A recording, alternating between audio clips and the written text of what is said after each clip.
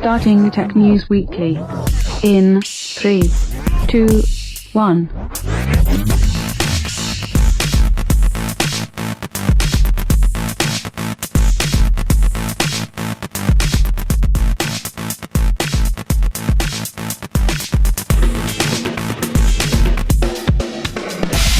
Hey everybody, welcome to Tech News Weekly. I'm John Bubb, and here with me today is, of course, John Prosser. Of course, who else would be on today? I'm back. You may notice that we're one person short today on Tech News Weekly. Andrew Zarin, he's not here today. He's dead. I'm sorry about that.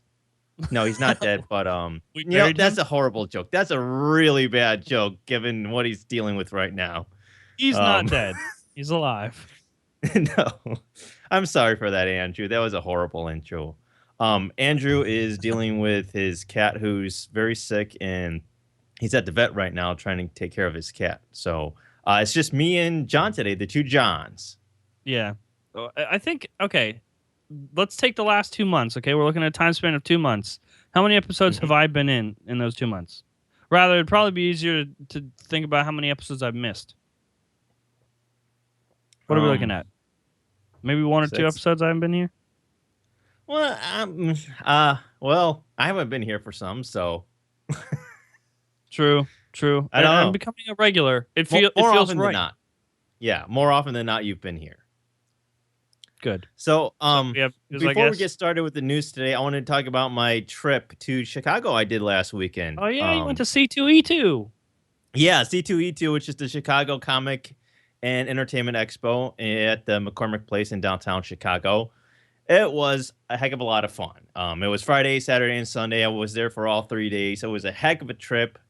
And I got to actually go to a convention with a bunch of friends from the Gonna Geek Network. Stargate Pioneer, Naki, Willie Nelson, Chris Farrell. Wait, you went with Willie Nelson? Yes, Willie Nelson. Not the Willie Nelson, but yes, his name is Willie Nelson. That's really his name. So there's someone else named Willie Nelson. Gotcha. Yeah, so it was a lot of fun hanging out with them. They gave me a nice, cool little shirt here, which is really cool because I don't actually even have a GFQ shirt. So, Andrew, you don't have a GFQ shirt? No, we gotta get you a front page tech shirt then. But I don't have a GFQ shirt. Man, look, I even have a leather coaster for Gonna Geek. They have coasters? All I've got are business cards that I made myself for GFQ. That's all I've got for GFQ. Oh, shit. Well, so right now I think I'm leaning towards dumping GFQ and going to Gonna Geek. They at least give me free stuff, so. So yeah, Friday, Gonna Geek had a podcast panel that they hosted, Everyday Podcasting. I forget the exact title, but it was like Everyday Podcasting, something. And it was amazing because like everybody was expecting, we'll be happy if we get maybe 10, 15 people to our panel. Mm-hmm. And, we looked at the app on the application that they have for C2E2. You can see how many people have liked certain panels or events or guests or whatever. And like before the panel, we looked and it was like over 100 people had liked the panel. So we're like, okay, so maybe we'll get a little bit more than what we were expecting. Because you know how it is. Everybody will like something, but then how many of those people will actually show up? Right. It's those people that are liking it. Do they come? Do they not come? More often than not, they'll probably not come. So about 15 minutes before the panel started, we noticed there's a line to get into the room that the panel is going to be in. And we're like, oh, God. Holy crap. People are lining up for our panel. And ended up having about 100 people for this panel. People that were interested in podcasting, others that were already podcasters that wanted more information about, what Gonna Geek does. Mm-hmm. It was an awesome panel with the 5 of them, or 6 of them actually, with Naki moderating. It was really cool. They talked about networking and the benefits of having a network like GFQ Network or Gonna Geek and just being able to rely on other people. Yeah. So that was Friday. That was a lot of fun. Walked around. I met a whole bunch of people. I met a friend that I've known online for like 8 years. Never met these people in person, but like I've What? known this one person for 8 years, and I Uh-huh. finally got to meet them in person, and it was just awesome meeting these people. So, Did I you was gonna did show you some have other any stuff. John Bub fans come up? No, but I dressed Like, as oh a my speed God, it's racer on John Bub! Saturday and Sunday. I actually partaked in cosplaying, which was a lot Yeah, I of fun saw having that on your people take my Facebook. photo. So I guess that was close to people being fans of me. So um, I talked I talked to some really cool people. I actually want to play an interview that I did. I talked to this guy, this illustrator named Jamie Snell, and he has some Mhm. pretty cool information about what he does and just geek culture at comic conventions. So I'm gonna go and play that. It's about 2.5 minutes. So I'll just go ahead and play that right now for you Get your guys. popcorn ready. Hey Jamie, how's it going? Going good. So- Con's going good. Tell me a little bit about yourself and what you're doing here. I'm a freelance illustrator. My friends over here decided to get me to come to C2E2. I've never been to it before, so it's my first year. Okay. So enjoying it so far.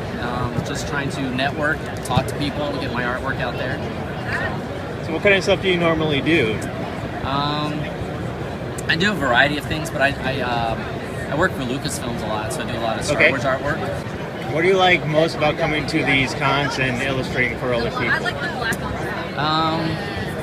The diversity of the characters themselves. I mean, I like my version compared to like Sean's version. How he would draw something is always awesome to see that kind of stuff. Especially if it's like Star Wars. That's always been my passion since I've been little. I love drawing Star Wars all the time. So some of my favorite characters to draw. What do you think draws a lot of people here? Is it this that they Pencil. want? What's that? You said what draws a lot of people here? Yeah. Pencil. Okay. What draws a lot of people here? I don't know how to put it in words, but I guess the geek side has come out in a lot of us, and a lot of the movies now. Like every month, there seems to be some sort of geeky movie or a TV show or Netflix series or something of that nature. So the response to the people is they want more of it. So they got collectibles, they got T-shirts, they got artwork, and so people want to buy that stuff. Like back in 1990s, it was hard to find maybe 2 superhero type movies in a year. Right. Now it's like one every month. So I think that brings a lot of people here since they get that collectible. So the culture is just now so big that it's overflowing in Yeah, places. into the normal layman type people. Yeah. So and that's why they changed some of the movies from the actual comic book scripts, is so people who don't read the comic book, they're able to get that comic book experience in a 2-hour movie instead of us reading it for 20 years. Yeah, so it's bringing in a bigger audience, more people that have never really been interested in this stuff before. And back in the day, you used to be able to only be able to get like geeky type shirts from Graffiti. Now it's like you could go to Meijer, Walmart, Target, anywhere and buy geeky type shirts, leggings, all that kind of stuff anymore. So it's everywhere. Well, hey Jamie, it's been great talking to you. Is there anywhere that you can have people go in and see your work? Well, if you could see it, I got my website right there.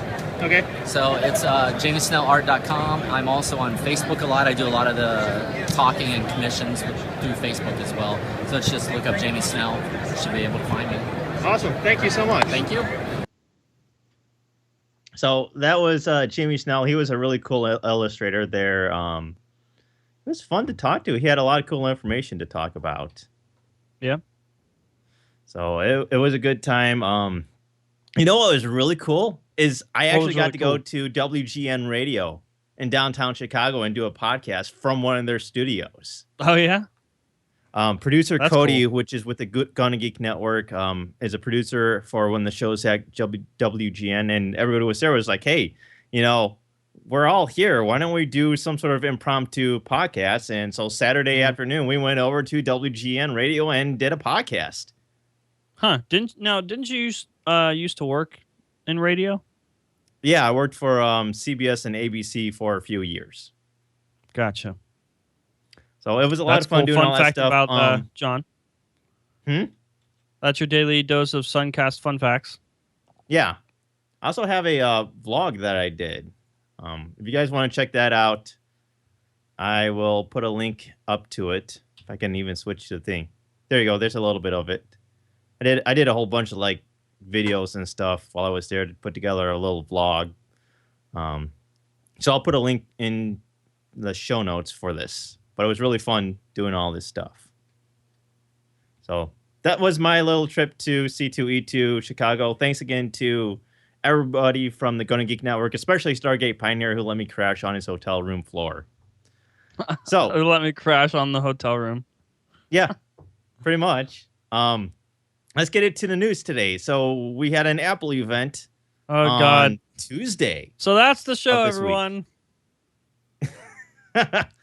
We pretty much already knew everything that was being announced of the iPhone SE, which is a 4-inch version, a scaled-down version of the iPhone 6S. It's basically the same version, right? As the iPhone 6S? I mean, internally, yeah.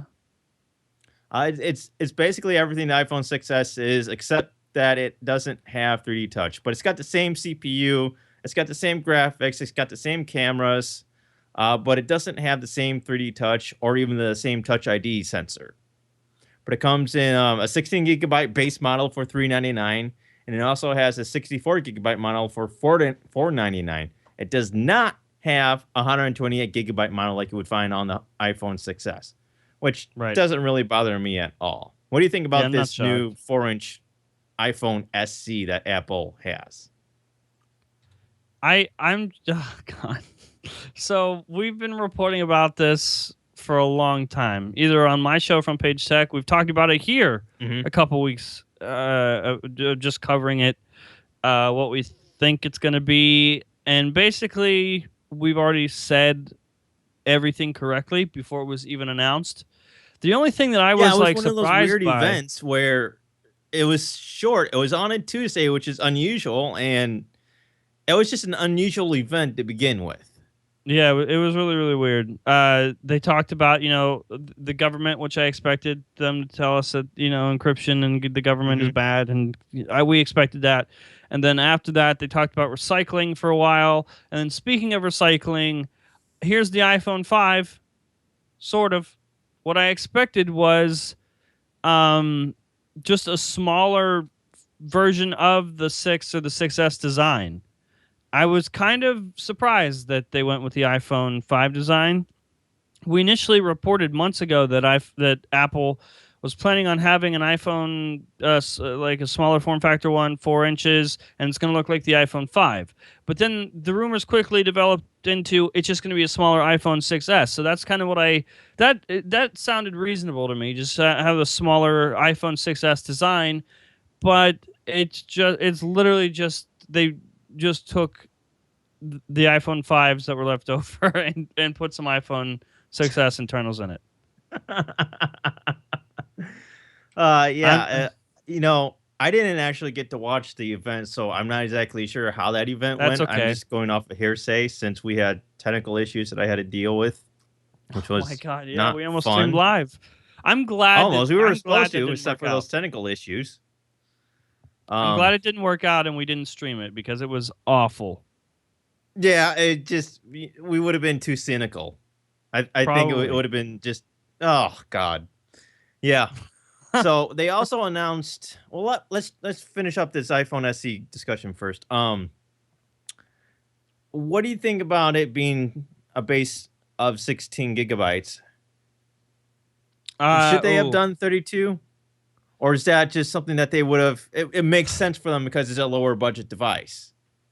If it was $350, then that'd be awesome, I think, for a 16 gigabyte model. It's just $50, I think, too expensive for 16 gigs. And I don't know. I mean, some people are saying, it's good for emerging markets, and I don't know what the hell kind of emerging market you're in, because $400 isn't the price point. But Apple's always been a premium device. So to me, it doesn't look like they're really aiming for the quote unquote budget market, or what we've created as the budget phone market. But technically it is budget for Apple because this is the lowest cost iPhone that you can get on contract, period, for an iPhone. This is the cheapest you can ever have gotten an affordable. iPhone. And something that is not being noted for whatever reason, a lot of blogs and whatnot when they talk about the iPhone 5, or not the iPhone 5, the iPhone SE, they yes, they have the price quote unquote free on contract, but most of the carriers aren't offering contracts anymore. Like with Verizon, No. you can't get a 2-year contract. That's the number one network. So it's like $17-20 a month. So, Yeah, that's a little weird. So, that's as much as an iPhone 6. do you think that this device is always going to be like a mid-cycle device now? Because normally when they do iPhone debuts, it's normally either with WWDC, where they do some other mid-range type of devices, or in September. I think it depends on how they judged this event, how they think this event went. They couldn't have just an event in the middle of nowhere about this model phone. That's not enough. They stuck it with another iPad announcement, and that still wasn't enough.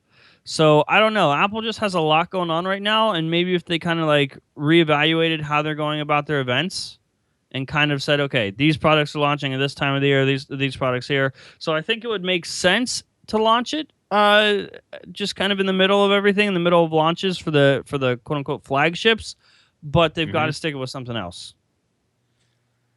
I'm not wondering if they should have just avoided having an event altogether, because I don't know that they needed to. I don't think they needed to have this event. No, I don't. I think they would have been better off just not having an event. I mean, yeah, it's neat that they did this, but I don't know that they needed to have an event. It didn't really. It wasn't the same as the other events. And at this point, and I've been saying this for a while, we sort of have Apple event fatigue at this point, where there's so many events. You're getting like 3 events a year now from Apple, and none of them ever live up to what we were getting when Steve Jobs did keynotes and stuff. Well, yeah. So I don't know that having this many keynotes, these many events, is really helping Apple anymore. Especially with something as small as this event was. Like, they could have just... I mean, it was nice that it was so much shorter than their other events, but did they need to even do an event?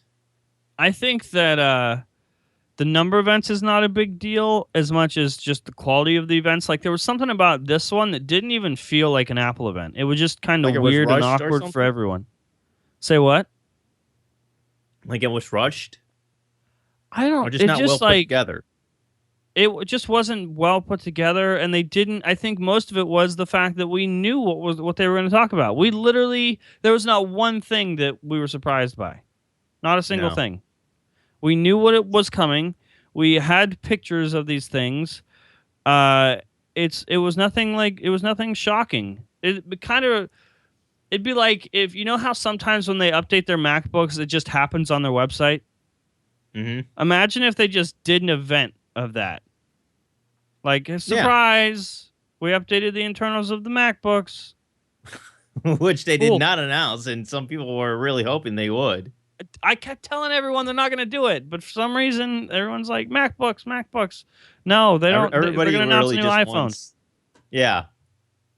So they also announced a smaller 9.7-inch iPad Pro at this event, which is basically an iPad Air more than it is a iPad Pro. It's got similar features to the iPad Pro, but it's kind of a mix of the iPad Air and the iPad Pro. It's 9.7 inches. I'm going to bring up the specs here so I can read it.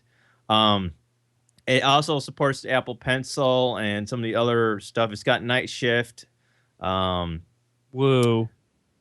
It's 32 gigabytes starting at $599, 128 for $749, and 256 for $899, which is ridiculously expensive for this device, I think.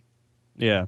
This is just too much. Like, I can understand the whole, multiple models of phones. I get it, and especially when the iPhone is the number one product selling for Apple. Cool. If you can afford to make another model, go ahead and do it.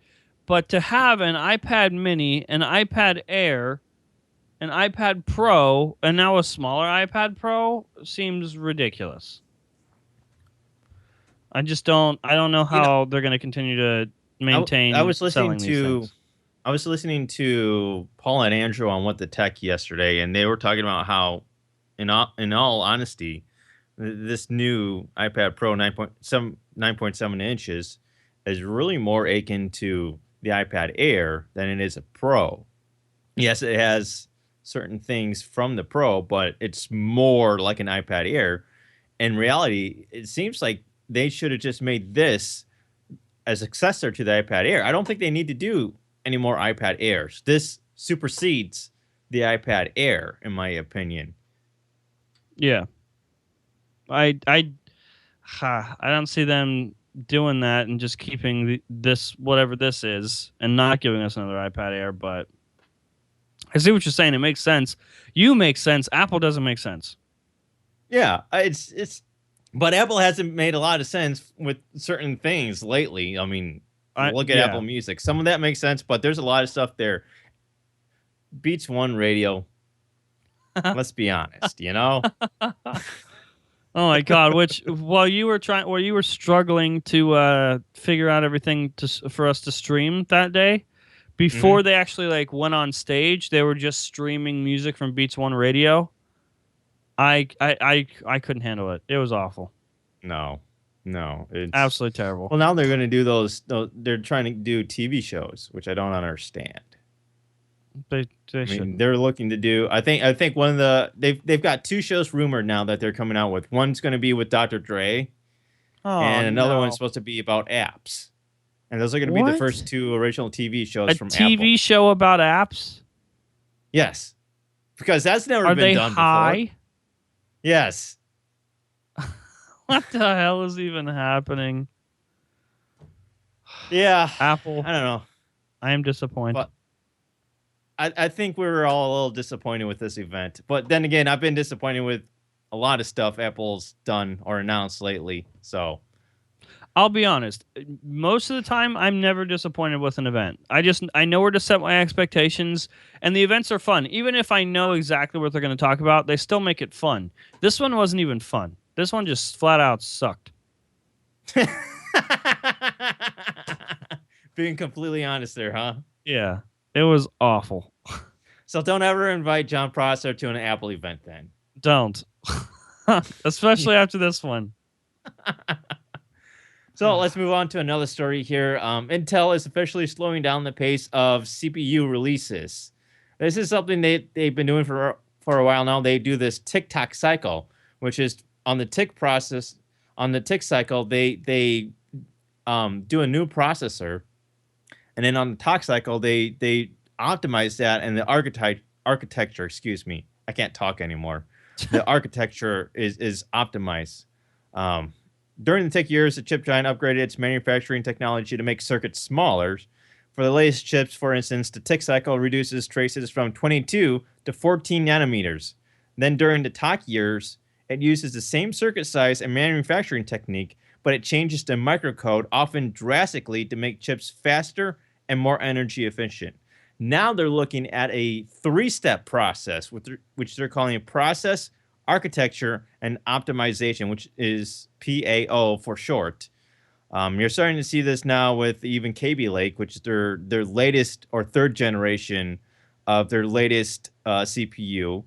And they said that we've seen this for a while now, that they've been struggling getting these chips out now for a while. Yeah. Right. What do you think about this new release cycle that they're doing? That's going to be a three-step process where they're going to take the chip, they're going to reduce it first, and then the next two steps, they actually try to optimize it over the next two steps.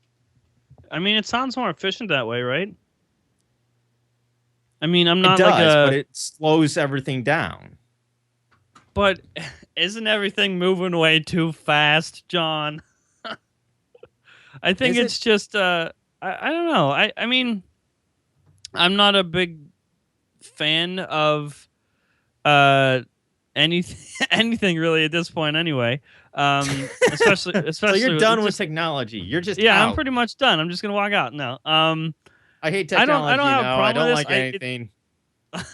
I hate everything. No, to me it sounds more efficient. Why do you even do front page tech anymore? I know, that's what I'm saying. You know, I should just quit. You just hang up the hat. for me, for someone that's not completely paying attention to Intel's release cycle, to me it's just meh, cool. I don't know. It's more, you would know more about that than me. To me, it just sounds more efficient. It makes sense to me. Apparently, it doesn't to you. Well, what it is that you have Moore's law, which is essentially doubling the speed of everything every single year or something like that. I don't know the exact definition, but it's something along those lines. And now we're seeing Intel actually struggle to keep up with that yet again, where we've seen them struggle with Skylake. We actually heard that there's this disconnect, that basically Intel screwed up with Skylake, and they had to redo stuff that made it more difficult for earlier operating systems such as Windows 7 to run on this newer generation. Yeah. And now they're having more difficulties actually shrinking the die from, anything smaller than 20 nanometers is extremely difficult. And they've gotten it down to being so difficult that it's taken them multiple steps to actually shrink it and optimize it instead of just being a 1-2 step. Yeah. So in turn, what that means is that we're actually gonna get, I think, 3 different CPUs of the same generation in about a 2.5-3 year period, whereas now we're getting 2 within about a 2.5 year period. So that means it's going to be slower for the next generation processor to actually come out, because you're having this CPU generation now last longer, or actually take longer to complete. That's essentially what this means. So this might be actually good for other devices because it's going to slow that development, but it's just one of those things when if you're a PC and gaming enthusiast, this might be bad news for you because you're not going to get the greatest and latest as fast anymore. Right. So John, me, is not paying attention to the schedule of anything ever. So to me, it's just, cool, whatever. Do what you need to do. But if you're a hardcore gamer or super into building your own PCs, keeping an eye on that stuff, then you might be affected by this, is what you're saying. Yes, pretty much. Speaking of gaming, Sony is reportedly developing a PlayStation 4.5 for 4.5K gaming. Excuse me, 4K gaming. Microsoft isn't the only company. 4.5K. Yeah, 4.5K. So Microsoft isn't the only company with the Xbox One considering a console refresh. Sony is now reportedly working on a slightly faster PlayStation 4 that will deliver 4K gaming. Of course, it'll have updated graphics and an upgraded CPU to handle those new 4K graphics. Do you think that Xbox, Microsoft, and PlayStation really need to update their consoles? Do they need to? No. Yeah, do they need to at this point? Because if you think about it, PC gaming is technically way ahead of these consoles. Because consoles are one of these things that they come out, but they don't really change a whole lot over the years. Whereas PCs, you can change that every single year and get the latest and greatest. Right. I don't think they need to do it, but it's cool if they do it. It's something that's 4K definitely TVs cool. Are a thing now, so yeah, by this you're assuming that a good number of your customers are on 4K TVs currently, which I'm curious on what the numbers would be. Even if people aren't on 4K TVs, by making this update for them, I'm sure some people would go out and get a 4K TV, and when people are ready to go out and get a 4K TV, then boom, they have 4K gaming ready to go. I think it makes a lot of sense, though, for them to do this, because if you compare it to PC gamers who actually generally prefer 1440p gaming, this will actually get them in line with that now. Yeah, I mean, that's the way I see this, is that you have PC gamers which generally prefer, multiple monitors, ultra wides, and 1440p resolution for the gaming, whereas with gaming consoles, you're stuck with this inferior hardware at 1080p. And we do have these displays now, 4K TVs that support higher resolutions. Yeah. It just feels like consoles are actually lagging a little bit behind. Consoles are the upcoming Intel release cycle. Yes. They're just a little bit behind. Much like car technology as well. I just think that it makes a lot of sense for Microsoft and Sony to speed up or actually have some sort of hardware refresh for their consoles to get something better out there faster, because generally these consoles are, as we've seen in the past with the PlayStation 3 and Xbox 360, that last more than 5 years before the next generation comes out. I think that's too long of a time frame these days with the way that PC gaming is. Yeah. If that makes Everything's any sense, just moving faster now. It is. Especially so you move like on to, I feel like, you know, if you are a PC gamer, getting your hands on that hardware is a little bit easier than it used to be. You know what I mean? Oh, absolutely. Absolutely. So, I think things are moving a little faster now, and it totally makes sense for the consoles to move faster with it. Or at least they're going to have to keep up. And I think it'll just be better because it'll give people an excuse to buy another console. Yeah. Which of course make people, 3 years later buy another $500, $600 console. So that's got to be good. Yeah. Mm-hmm. So there's one other story here that I kind of want to go over. Netflix is limiting video quality on AT&T and Verizon. I know you just saw this story, but apparently last week, as T-Mobile's CEO John Legere announced that his company Ben John program was expanding to YouTube, they also made this strange point that even the mobile-optimized 480p Netflix streams on T-Mobile were higher resolution than what you get streaming via AT&T or Verizon. And this set off an entirely weird debate on to who was right. Was T-Mobile right that 480p Netflix streams actually look better than Netflix streams on AT&T and Verizon?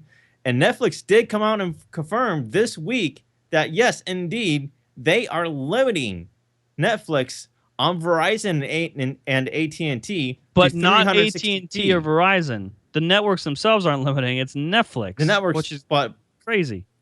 Yeah, Netflix. They're limiting it to 360p and 600 kilobytes per second, which is crazy. And now, why are they doing this? They're just a way for them to save bandwidth, or what? Exactly. That's what it is. They said that, well, our customers are extremely data conscious, so we're just doing this for them. So even if you wanted to stream at a higher bit rate, higher quality, or HD from Netflix, if you're on AT&T or Verizon, you couldn't. There's just no way. They don't have anything built in. They do say now that they're going to figure out a way that you can have some sort of option to say, hey, go ahead and let me consume more bandwidth. Yeah, we'll figure out a way for you to have the option. They could just put it in the app itself to toggle it, but whatever. And I think this is like something that you should be paying attention to if you're a paying Netflix customer and you're paying to have HD streams and you're not getting HD streams.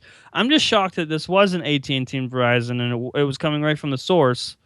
But I think this really goes to show you that when T-Mobile announced Binge On and said that streams are going to be optimized and kind of put down to 480p, a lot of people are like, well, that sucks. 480p sucks. And I said during one of the episodes of my show that on your mobile device, you can't really tell. And if people this whole time haven't been able to tell that Netflix is at 360p, this is definitely proof of that. Oh, for sure. But I do think that it's kind of crappy of them to not even give you an option. I think they need to. They should have told someone somewhere. Yes, at some point. This should have been something that was made clear to users of AT&T and Verizon that you are only getting 360p. But I also think that, which is fine. I completely agree that there should be a data saving feature of Netflix. But you sure. should also have that choice of if you wanted to consume more bandwidth and stream higher quality from Netflix on your mobile device, you should have that option. You shouldn't be sure. limited to only 360p. Yeah, totally agree. I mean, they said they It's did just- it for the customers because they're very data conscious. Yeah, well, in that case, nobody complained until now. yeah, you should have told the customers. Maybe. Until T-Mobile Jean Legier said something, nobody cared. Right. Isn't that fascinating? Which I mean, it took him. What happened to net neutrality at this point? Like, what's even going on? There is none. Okay, so there is none. I mean, we kept saying that T-Mobile was really questioning net neutrality with throttling stuff, or I'm sorry, optimizing stuff, as T-Mobile would say, and then Netflix comes out and just kind of screws the pooch on everyone. Yeah, And they're the ones that are like, net neutrality, everyone should get Netflix in an equal way, unless you're AT&T and Verizon, and we're gonna make it not that way. I don't know, man. it's just But one of you're, those you're things. just shaking your head. Yeah, well, it's just like I said. I don't mind them wanting to do that, but you just got to be able to tell people that you're doing that. I mean, Yeah. AT&T got in trouble for throttling unlimited customers and not telling them that they were being throttled. Yep. There was a huge stink over that, and they actually got sued over that. But this is And Netflix. You here's don't have to Netflix say doing anything. essentially the same thing. It's just the whole transparency of it all. Which in this case, there was none. So No, and the fact that it took another company to bring this to light is just hilarious. So I think that's pretty much it, unless you want to do that one other story, but I don't think it's all that interesting. I mean, it's interesting, yeah. but it's stupid. it's interesting. But So, it's stupid. where can people find you on the internet? You can find me at youtube.com/frontpagetech or the website frontpagetech.net. You can find me on Twitter at John_Prosser, JON, not JOHN. And that's how you can find me. With the underscore, of course. With the underscore. Yeah. Awesome. You got to make that sound when you type it in. You got to go. Okay. Doing your own sound effects now, huh? Yeah, you have to, or it won't work. So you can find me on Twitter at Suncast. That's spelled with a K instead of a C. You can follow us at GFQ Network as well.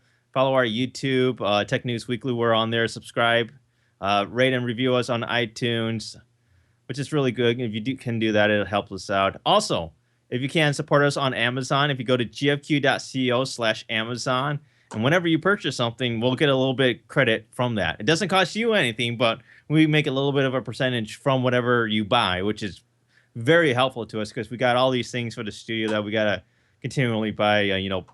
Cables got to replace. We got to get things Andrew have to lights. be replaced. We have to get Andrew lights so his studio isn't dark anymore. Yeah, got to buy him new LED light bulbs because he's got to be cool like that now. Right. And that's it. That's Take it. care, guys. Later.